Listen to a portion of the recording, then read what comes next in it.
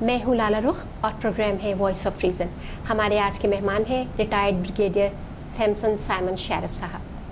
آپ ان کو وقتاً فوقتاً ٹی وی ٹاک شوز میں دیکھتے رہے ہیں. کافی جانی پہچانی شخصیت ہے.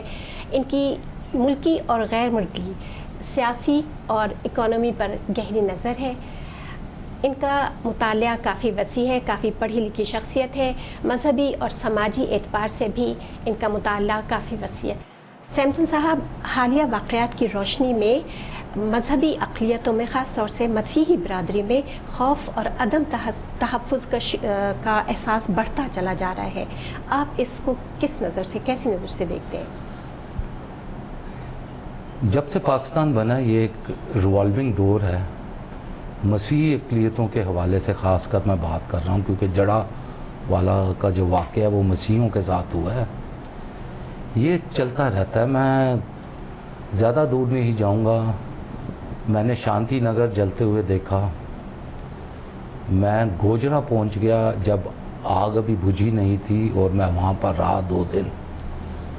میں سمڑیال میں تھا رابرٹ مسیح کے کیس میں, جب پنجاب پولیس نے ہمارے اوپر فائرنگ بھی کی تھی.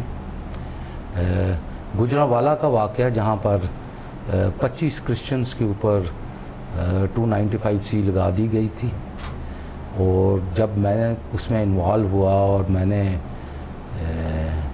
جو ہماری ایجنسیز تھیں ان کے ساتھ مل کے اس کے اوپر تفتیش کی, تو پتہ چلا کہ اس کے اندر تو تھا ہی کچھ نہیں. جنہوں نے الزام لگایا ہے انہوں نے ہی تحریریں لکھی تھی, انویسٹیگیشن ہوئی, وہ سب پکڑے گئے, انہوں نے کنفیس کیا. کوریاں میں واقعہ ہوا تھا, رائے گڑھ میں واقعہ ہوا ہے, اور اب جو جڑاوالا میں ہوا ہے یہ کوئی بدامی باغ لاہور میں بہت بڑا واقعہ ہوا تھا. پوری مسیح کالونی, سینٹ جوزفس کالونی جلا دی گئی تھی. تو یہ سارے واقعات جو ہیں یہ تواتر کے ساتھ ہوتے رہتے ہیں. ان کی ایک فریکوینسی ہے, اور یہ آج تک رکے نہیں ہیں, اور نہ ان کو آج تک ریزالو کبھی کیا گیا ہے. تو فی الحال تو لوگ چلے گئے ہیں, فوٹو شوٹس ہو گئے ہیں, NGOز نے اپنا کاروبار شروع کر دیا ہے, لیکن جو تادیبی کاروائیاں ہوں گی ان کے اندر ایسے با اثر عناصر شامل ہو جائیں گے کہ وہ FIRs کو محدود کر دیں گے, پنشمنٹس لوگوں کو نہیں ہوں گی, اور بیچ بچاؤ کر کے اس کے بعد ہم اگلے واقعے کا انتظار کریں گے. یہ ہر جگہ یہی ہوا ہے. یہ جو جڑا والا میں ہوا ہے اس کا بھی مستقبل وہی ہوگا جو ماضی کے واقعات کا ہوا ہے. تو یہ ایک ریوالونگ ڈور ہے جیسا کہ میں نے آپ کو کہا ہے, اور اس میں جو فورسز ہیں ایکسپلائٹیشن کی, استحصالی قوتیں جو ہیں وہ آڑے آ جاتی ہیں ہر دفعہ, اور کوئی بھی مسئلہ جو ہے وہ دیر پا طریقے سے حل نہیں ہوتا. جی سیمسن صاحب, اس طرح کے واقعات کسی سماج میں بھی کبھی کبھار اتفاقیات تو رونما ہو سکتے ہیں, لیکن ہمارے ہاں جو واقعات کا تسلسل ہے اس کی وجہ سے ہماری مذہبی اقلیتیں مسلسل خوف اور عدم تحفظ کا شکار ہیں. کیا یہ ہمارے معاشرے کی ذہنی پسماندگی اور ہماری اخلاقی اقدار, ہماری ویلیوز کی گراوٹ کی نشاندہی نہیں کر رہی ہیں؟ اس کا کسی کو, ریاست کو یا ہمارے عام عوام کو یا اشرافیہ کو اس کا کوئی احساس نہیں ہے. آپ اس کے بارے میں, اس کی امپروومنٹ کے لیے آپ کیا اسٹیپس کہتے ہیں کہاں تک سنو گے, کہاں تک سناؤں, ہزاروں ہی شکوے کیا کیا بتاؤں. بنیادی طور پہ جو قائد اعظم محمد علی جناح جو بابا قوم تھے اور ہیں, ان کا جو نظریہ تھا نا پاکستان میں لوگوں کے رہنے کا, نیشنلزم کا نظریہ, اس کو پامال کر دیا گیا بہت عرصہ پہلے. 1948 میں ہی ایک آبجیکٹو ریزولوشن لا کر اس کو پامال کر دیا گیا. اس سے پہلے کیا ہوا؟ اس سے پہلے یہ ہوا کہ اگر مسیحی اقلیتیں قائد اعظم محمد علی جناح کا ساتھ نہ دیتی تو جو پنجاب کی خاص کر ریڈکلف ایوارڈ میں ڈویژن ہوئی ہے وہ پنجاب بہت چھوٹا ہوتا اس پنجاب سے جو کہ اب ہے. اور یہ بھی یاد رکھیں کہ مسلم لیگ کی پنجاب میں میجورٹی نہیں تھی, ان کے پاس سیٹس کم تھیں, اور ان کو پورا کرنے کے لیے پنجاب کی جو اسمبلی تھی اس کے اسپیکر ایس پی سنگھا صاحب تھے, وہ کرسچن تھے, اور ان کے ساتھ 3 اور کرسچن لیجسلیٹرز تھے. انہوں نے مسلم لیگ کے حق میں ووٹ دیا تھا. کاسٹنگ ووٹ بھی سنگھا صاحب نے دیا تھا. انہوں نے کہا تھا this is a historic occasion and I must register my vote as a speaker in favour of Muslim League. تو اس طریقے سے پھر وہ ہوا. یہ پاکستان کے لیے ایک بہت بڑی سروس تھی کرسچنس کی, لیکن انفارچونیٹلی لوگوں کو یہ ہضم نہیں ہوا. اس کے فوری بعد کچھ عرصے بعد 1947 میں پاکستان بن گیا, تو اس میں ہجرت ہوئی دونوں طرف سے. یہاں سے ہندو اور سکھ چلے گئے, اور وہاں سے جو مسلمز تھے وہ یہاں پر آئے. تو خاص کر وہ دیہاتی علاقے پاکستان کے جو قصور میں ہیں, جو چونیا میں ہیں, سیالکوٹ, نارووال میں ہیں, یہاں پر زیادہ تر جو دیہات تھے وہ کرسچن میجورٹی کے دیہات تھے, اور ان کو پاکستان میں شامل کیا گیا تھا. لیکن ذمہ دار کرسچن نہیں تھے. ان کے جو مزیرے تھے وہ کرسچنز تھے.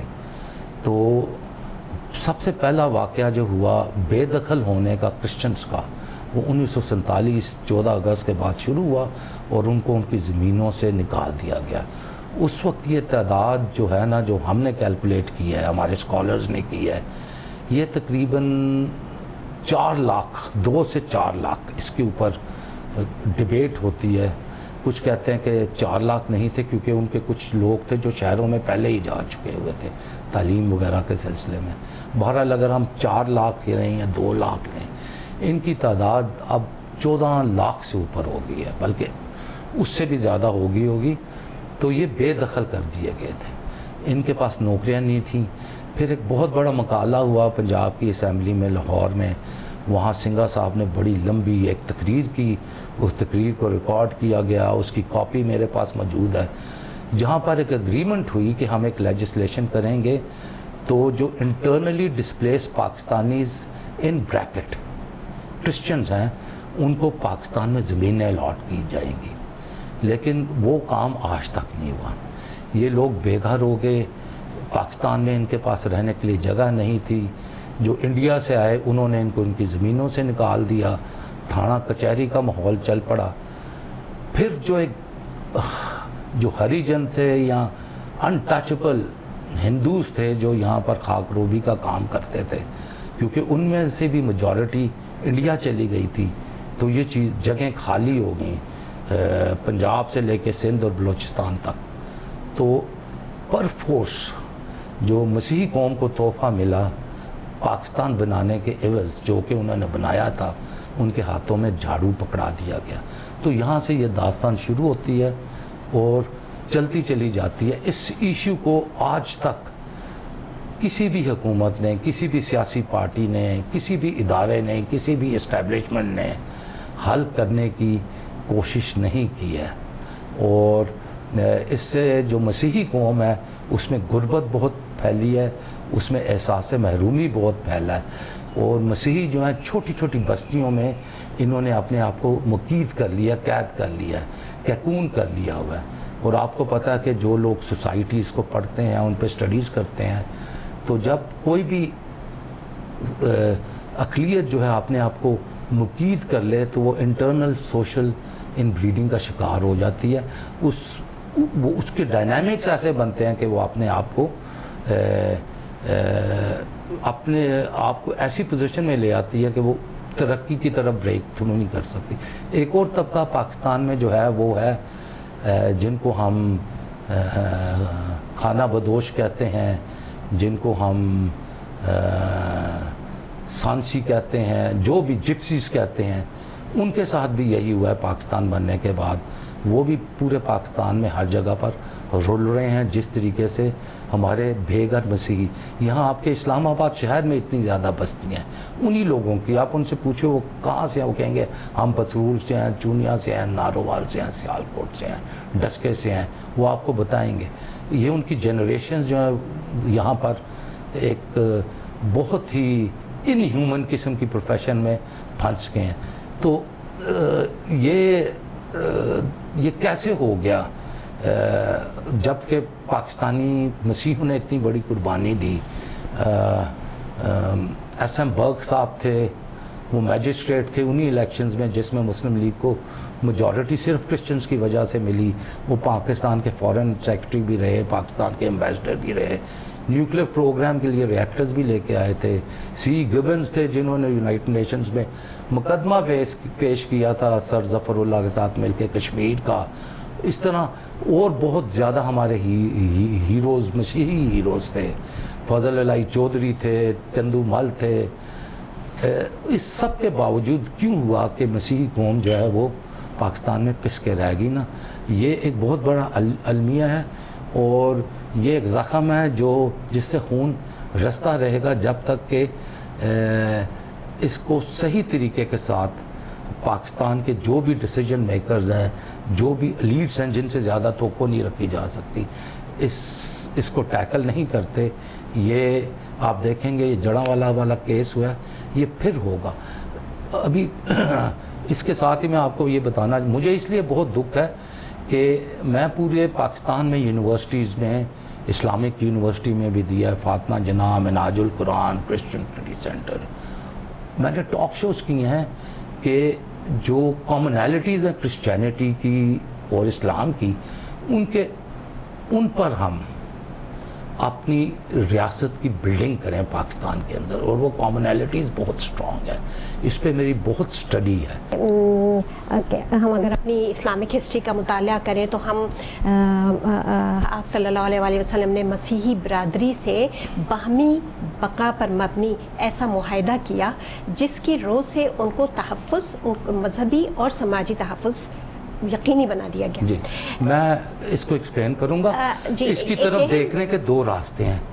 ایک تو پیورلی جو قرآن شریف میں لکھا گیا نا وہ راستہ ہے, اس پہ میں زیادہ بات نہیں کروں گا, لیکن کئی چیزوں میں اتنی زیادہ مماثلت ہے کرسچینٹی اور اسلام میں, جیسے سورہ مریم میں ہے, جیسے سورہ عمران میں ہے, اتنی زیادہ مماثلت ہے. اور وہ میں نے اسلامک اسکالرس کے ساتھ, اسلامی نظریاتی کونسلز کے جو چیئرمین ہیں ان کے ساتھ ڈسکشنز کی ہیں, اور ہمارے آپس میں کبھی کوئی ڈس ایگریمنٹ نہیں رہی. اسلام بلیوز ان امیکولیٹ کنسیپشن آف میری, حضرت مریم صدیقہ, ان کا کنوارہ ہونا, ان کے بیٹے کی ولادت, جبرائیل فرشتے کا آنا, یہ ساری چیزیں اس کامنالٹی میں شامل ہیں. ہم اکٹھے مل کے اس کو ہم سیلیبریٹ کر سکتے ہیں, یہ بہت. لیکن میں ہسٹری کی طرف جاؤں گا. ہسٹری یہ ہے کہ جب اسلام کا نزول ہوا تو رسول اکرم اکیلے تھے. آپ کو پتہ ہے کہ انہیں ہجرت بھی کرنا پڑی مکہ سے مدینہ. ان کی پروٹیکشن کس نے کی؟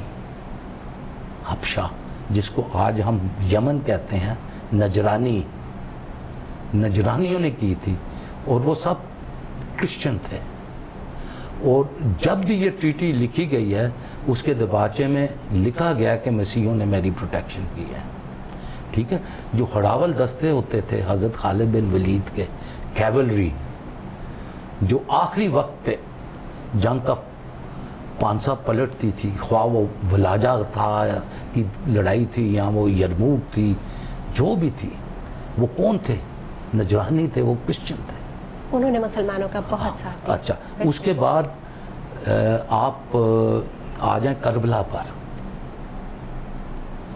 حضرت امام حسین کا آخری وقت تک کنہوں نے چاہا؟ جو لسٹ آتی ہے شہداء کی, آپ غور کریں, ان میں کافی زیادہ مسیحی ہیں.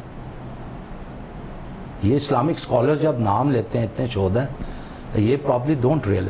ہوا یہ ہے کہ قائد اعظم نے جب یہ کہا, پاکستان کا نظریہ دیا, 11 اگست کی تقریر کی, جس میں ایک چھوٹا سا حصہ اقلیتوں کے متعلق تھا, باقی تو گورننس کے متعلق تھا, انصاف کے متعلق تھا, جابری کے متعلق. اس کو آگے چلانا تھا. ہمارے نصاب میں یہ چیزیں آئی نہیں, ہمارے بچوں کو پڑھایا ہی نہیں گیا کہ کرسچینٹی اور اسلام نے کس طریقے سے مل کے کام کیا رسول اکرم کے زمانے میں اور خلفائے راشدین کے زمانے میں. نہیں بتایا گیا, لوگوں کو پتہ ہی نہیں ہے. لیکن مجھے بڑی خوشی ہوئی ہے, جڑاں کی ایک اچھی بات یہ نکلی ہے کہ بہت زیادہ جو مسلمان علماء ہیں وہ ہمارے حق میں بولے ہیں, اور انہوں نے وہی باتیں کی ہیں جو میں کر رہا ہوں. یہ ہمارے نصابوں میں ہونا چاہیے تھا, ہمارے بچوں کو شروع سے تعلیم ملنی چاہیے. ہوتی بچپن سے, جی بچپن سے جو اویئرنیس کی جاتی ہے بچوں کے اندر وہ بڑی عمر تک رہتی ہے اور بڑی سالڈ ہوتی ہے ان کے دماغ میں. یہ آپ بالکل صحیح فرما رہے ہیں. نہیں ڈالا گیا ہمارے نصاب میں. کرسچینٹی کے بارے میں تو یہ بات مجھے بہت اچھی طرح میں جانتی ہوں کہ ان کے اندر جو ایک بیسک ان کی صفت ہے, بیسک اخلاق کا حصہ ہے, وہ کائنڈنس ہے. اچھا, یہ میری یہ استطاع ہے کہ اس کو سلیبس میں شامل کیا جائے. اور یہ جو ٹریٹیز آپ بات کریں, نجران کی 2 ٹریٹیز ہوئی تھی. پہلی جو ہوئی تھی نا, اس سے جو مسیحی تھے ان کو اطمینان نہیں تھا, کچھ ایشوز تھے, ایریٹنٹس تھے کرسچینٹی اور اسلام کے, تو اس کی جو کریسز تھیں یا اس میں جو خط و خال تھے ان کو کیسے کوآپریشن میں تبدیل کیا جائے, اس کے لیے پھر نجران 2 کی ٹریٹی ہوئی. اور اس ٹریٹی میں رسول اکرم نے کہا کہ مسیحی اب سے لے کے قیامت تک جہاں بھی اسلامی مملکت ہے وہ میری امہ ہے. امہ کا لفظ ہے, لوگ عموماً یہ پڑھتے ہیں ٹرانسلیشن انگلش میں, اس میں سٹیزنز لکھا ہوا ہے, وہ ایک ایرر ہے, ٹرانسلیشن ایرر. عربک میں میرے پاس وہ موجود ہے اسکرپٹ عربک کا. جی امہ ہے. اور مسلمانوں پہ یہ فرض کر دیا گیا کہ ان کی تحفظ کریں گے چاہے ان کو ان کے لیے جنگ ہی کیوں نہ کرنی پڑ جائے. بالکل. تو آپ یہ دیکھیں نا ایگزامپل, چرچ آف نیٹیوٹی میں جب حضرت عمر گئے تو نماز کا ٹائم ہوا تو پادریوں نے کہا, بشپس نے کہا کہ آپ ادھر ہی نماز پڑھ لیں. انہوں نے کہا نہیں, اگر میں نے پڑھ لی نا لوگ یہاں مسجد بنا دیں گے. تو انہوں نے 7 گلی میں ایک جگہ پہ نماز پڑھی. تو یروشلم میں اب جائیں نا تو چرچ آف نیٹیوٹی کے 7 گلی میں حضرت عمر کی مسجد ہے, چھوٹی سی ایک. لیکن ایک جو پہلی مسجد بنی, آپ حیران ہوں گی, مونسٹری آف سینٹ کیتھرین ہے سنائے میں. ایک ہسٹوریکل روایت ہے کہ رسول اکرم نے اپنی ابتدائی تعلیم وہاں پر حاصل کی تھی ایز اے چائلڈ. یعنی ان کے والد نہیں تھے اور ان کے کیئر ٹیکرز کئی دفعہ تبدیل ہوئے تھے, آپ کو پتہ ہے. وہاں پر انہیں سکون ملتا تھا. تو جب انہیں بشارت ہوئی اور انہوں نے اعلان کیا نبوت کا اور سب کچھ, تو انہوں نے کہا کہ مجھے پڑھنے دعا کے لیے علیحدہ جگہ یہاں پہ چاہیے. تو مونسٹری آف سینٹ کیتھرین کے اندر ایک چھوٹا سا کمرہ ہے, وہ پہلی مسجد ہے اسلام کی, یہ آپ ذہن میں رکھیں. اور پہلے کوئی 200-300 سال تک جب بھی مسجد بنتی تھی مڈل ایسٹ میں تو اس کے ایک کونے میں چھوٹا سا چرچ ہوتا تھا, اور جب بھی چرچ بنتا تھا کرسچنز بناتے تھے تو ایک سائڈ پہ چھوٹی سی مسجد بھی ہوتی تھی. اور کچھ ایسی بلڈنگز ہیں جو ایک ہی بلڈنگ ہے, آدھا چرچ ہے آدھا مسجد ہے. اور یہ آپ کو دمشق میں بھی نظر آئیں گی, ڈمیسکس میں, بغداد میں بھی نظر آئیں گی. تو یہ بڑی رچ ہسٹری تھی, cooperation between Christians and Muslims, جو ہمارے بچوں کو, ہماری نسلوں کو پاکستان میں نہیں پہنچائی گئی. اسلام کو, ریلیجن کو ہمارے درسگاہوں نے, ہماری سیاست نے ایز اے پولیٹیکل ٹول استعمال کیا ہے, اسپریچویلٹی کے ٹول کے طرح. لیکن مجھے بہت خوشی ہے اس دفعہ مسلم علماء کھل کے سامنے آئے ہیں. بلکہ ایک مسجد ہے جڑاں والا میں, اہل حدیث کی ہے, وہ لوگ گئے کرسچنز, انہوں نے کہا کہ جی آپ آئیں مسجد میں پناہ لیں اور مسجد میں آپ اپنی دعائیں کریں. تو یہ ایک بہت بڑی بات ہے. اور وہ جو مسجد اور چرچ ساتھ ساتھ تھے, مجھے اتنا دکھ ہوا.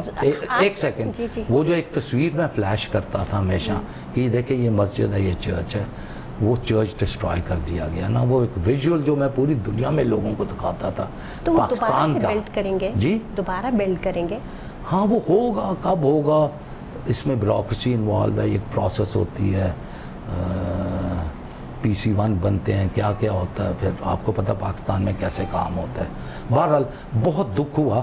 لیکن اگر ہم ہسٹری کے تاریخ کے اس میں دیکھیں پس منظر میں, تو کرسچن اور مسلم کوآپریشن کی ہسٹری, عرب کرسچنز کی میں بات کر رہا ہوں, بہت رچ ہے, ویری رچ. لیکن آج کل کے دور میں آج کل کے لوگ عوام میں اس کی اویئرنیس زیرو ہے. زیرو ہے, بالکل زیرو ہے, بالکل زیرو ہے. ابھی بھی کئی جگہ پہ سیمینار ہوئے ہیں, آئی واز ناٹ انوائٹیڈ, حالانکہ ایوری باڈی نوز کہ جو بے باک اس سبجیکٹ پہ تبصرہ کرتا ہے اور جس نے ریسرچ کی ہوئی ہے. آپ کو میں نے پریزنٹیشنز بھیجی تھی پہلے سے, میں نے کہا اسٹڈی کر لیں آپ.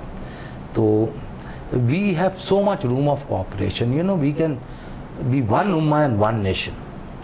کون ہمیں روک سکتا ہے پاکستان کو ترقی کرنے سے؟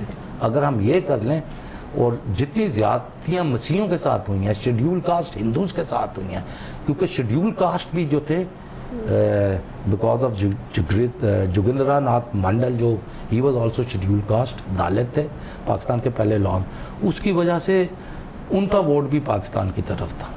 ہم بھول جاتے ہیں.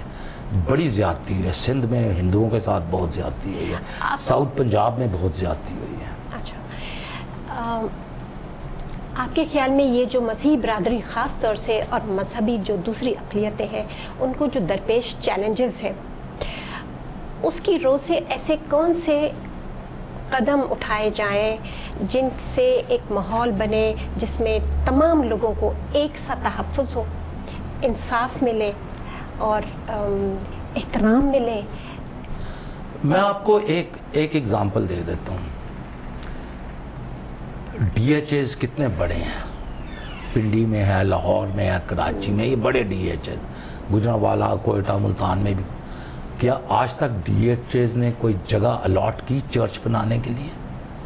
بحریہ ٹاؤن کتنی بڑی آرگنائزیشن ہے پورے پاکستان میں, کیا انہوں نے چرچز بنانے کے لیے ان کے اندر کوئی جگہ ایلوکیٹ کی, یا مندر بنانے کے لیے کوئی؟ اسپیشلی سندھ میں تو ہندو زیادہ ہیں. جب ہماری پوری اسلامک ہسٹری اٹھا کے دیکھیں, اتنی خوبصورت مثالیں موجود ہیں جہاں اسلام اور کرسچینٹی ساتھ ساتھ چل رہے ہیں, سب لوگ باہمی اتفاق کے ساتھ رہ رہے ہیں, تو آخر ایسی کیا وجوہات ہیں, کون سے ایسے خوف؟ I'll give you one example. اس میں جو انصاف تھوڑا سا کیا نا پاکستان میں, اپنی حدود میں رہتے ہوئے, وہ کیا ہے پاکستان کی مسلح افواج نے.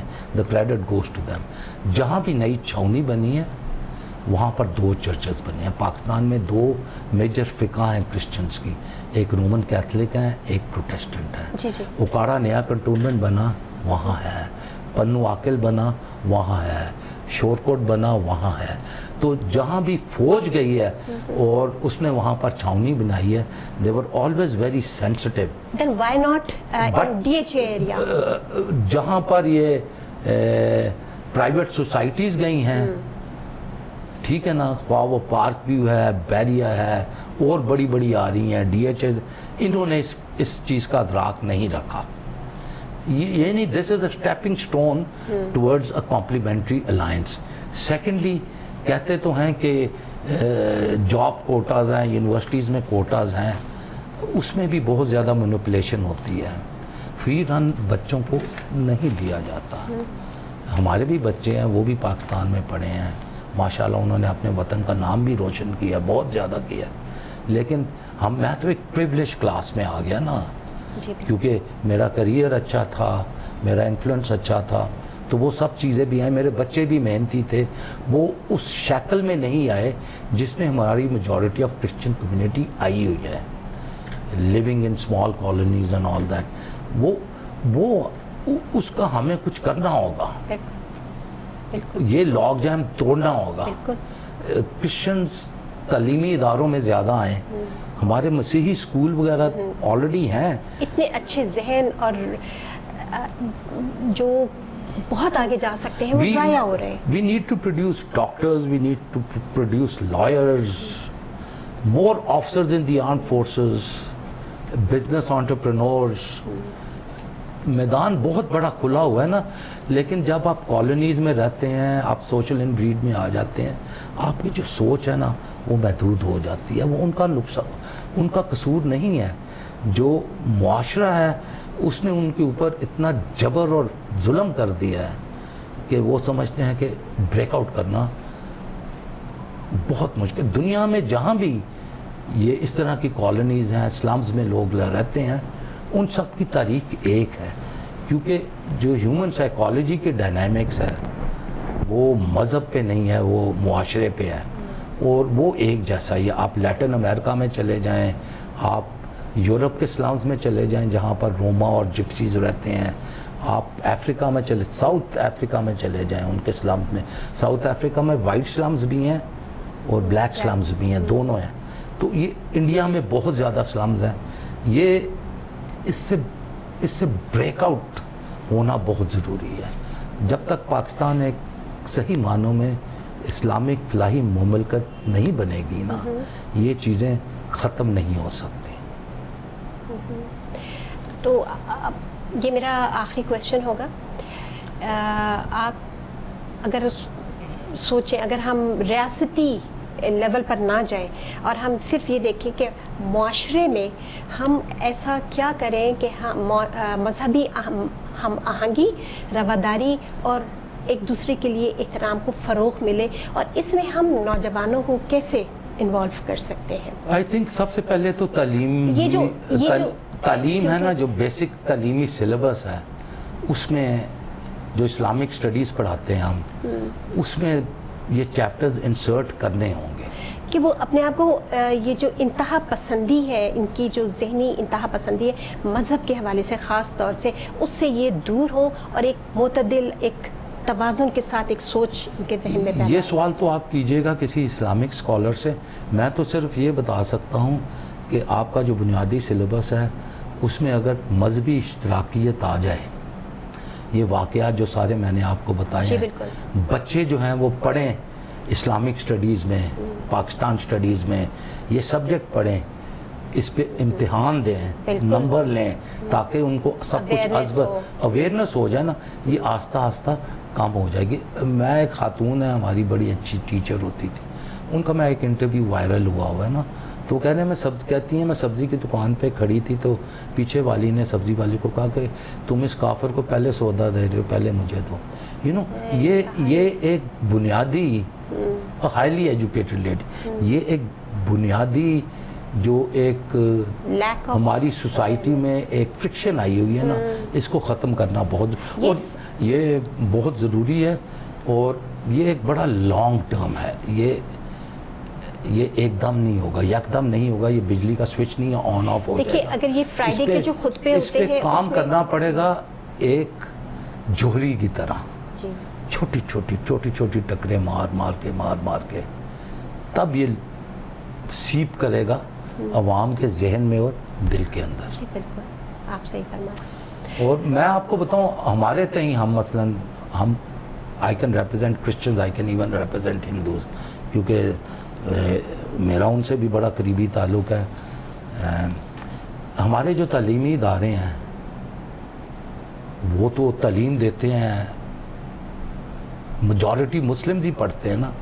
آپ کی جتنی لیڈز بنتی ہیں ہمارے تعلیمی اداروں سے بنتی ہیں، ہماری نہیں بنتی ہیں. یہ بھی ایک بہت بڑا کویشچن مارک ہے. تو ہم تو خدمت کر رہے ہیں. مثلاً میرا بھی اپنے کاروبار کے اندر کارپوریٹ سوشل رسپانسبلٹی CSV کے پروجیکٹس ہوتے ہیں. میں نے کبیر والا میں مدرسہ دارالعلوم دیوبندی کبیر والا میں ایک بہت بڑا واٹر ٹریٹمنٹ پلانٹ لگایا، جس میں کچھ پیسے سول انتظامیہ نے خرچ کیے تھے اس پہ، تحصیل نے. باقی سارے پیسے مجھے میرے دوستوں نے ڈونیشن دیے. میرے بہت عزیز دوست ہیں ڈاکٹر عمران، ان کی والدہ نے بھی مجھے پیسے دیے. اور وہ میں محتمم سے ملتا تھا، وہاں مولانا صاحبان کے ساتھ ملتا تھا، ہم وہاں پہ کھانا بھی کھاتے تھے. بلکہ محتمم جو تھے بہت اچھے تھے، وہ کہتے تھے آپ آئے میرے ساتھ بیٹھ کے کھائیں، کسی کو شک نہ رہے کہ آپ اہل کتاب نہیں ہیں. they were very nice people. لیکن ایک چھوٹا سا جیسچر ہوتا ہے نا، آپ ان کے ساتھ کر لیں. تو ہم تو کوشش کرتے ہیں ہر جگہ پر بریجز بلڈ کرنے کے اپنے کردار کے ساتھ. اور مثلاً جو میرا کاروبار ہے اس میں اپنے لوگوں کا خیال رکھتا ہوں، اس لیے نہیں کہ وہ کوئی مسیح ہیں یا مسلمان ہیں یا ہندو ہیں، اس لیے کہ وہ میرے امپلائیز ہیں، اور میجورٹی جو ہے مسلمس. اور employ and they are all very happy. تو ہم تو یہ کرتے ہیں نا, تو it is a two way traffic, it has to happen both ways. Okay Sam صاحب, یہ تو رہی گفتگو مذہبی حوالے سے. ہماری آپ کو یاد ہوگا اس سے پہلے بھی ایک سٹنگ ہو چکی ہے, ہم پہلے بھی ایک پروگرام آپ کے ساتھ کر چکے ہیں. اس پروگرام کے حوالے سے میرا ایک کویسچن ہے جس میں چاہوں گی کہ آپ اپنی خیالات کا اظہار فرمائیے. آپ نے پہلے پروگرام میں ہمیں یہ ایک امید دلائی تھی کہ ایک عنقریب ایک بہت خوبصورت 14ویں کا چاند طلوع ہونے کو ہے. ہم سب اس کے انتظار میں ہی رہ گئے, لیکن حالات کچھ اچھے نہیں آئے. اور اب ہم یہ چاہیں گے, میں اسپیشلی آپ سے ریکویسٹ کروں گی کہ آپ دوبارہ سے ہمیں اب بتائیے کہ وہ کیا وجوہات رہیں جس کے بنا پر وہ جو آپ کی امید تھی, جو آپ کے ذہن میں تھا کہ حالات ایک نئی کروٹ لیں گے اور سب کچھ بدل جائے گا, اب ہم کس طرف جا رہے ہیں؟ دیکھیں, وہ انشاءاللہ وہ 14ویں کا چاند طلوع ہوگا. ٹھیک ہے, پاکستان مختلف عوامل کی وجہ سے ایک نوز ڈائیو میں چلا گیا. As a social scientist, not as a soldier, as a social scientist میں آپ کو یہ کہہ رہا ہوں کہ قومیں اشتراکیت سے بنتی ہیں. نیشنلزم جو ہے وہ ایک مجموعہ ہوتا ہے, عقل کل نہیں ہوتا کسی ایک فرد کا یا چند ایک افراد کا. بالکل صحیح. اس میں پوری قوم ساتھ شامل ہوتی ہے.